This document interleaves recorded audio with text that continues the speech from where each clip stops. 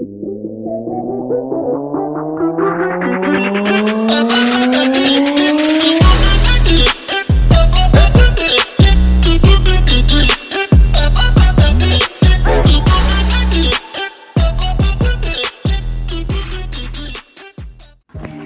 magandang umaga naman sa ating lahat guys. At ito ka na nga, may bago tayong alaga yung si sa mga solid na darating ng kahapon. So, ito yung update ng mga chicks natin. Yan. Dito lang kay Kuya Chicks second vlog.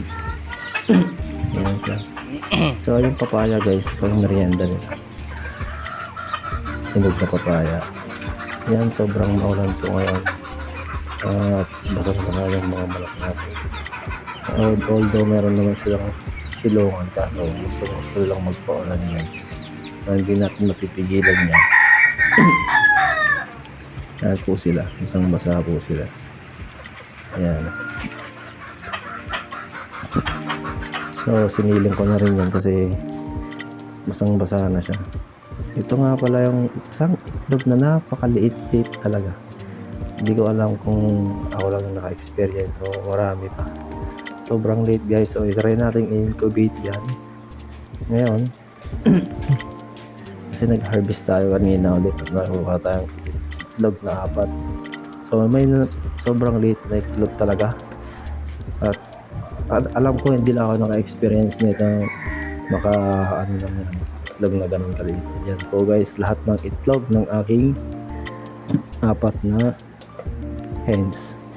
Yan, so 35 eggs yung nakasalang dyan, maliban lang sa eggs natin dito na pure Rhode Island Red at Black Australian eggs. So yan, upgraded native chicken na yan, eggs na yan.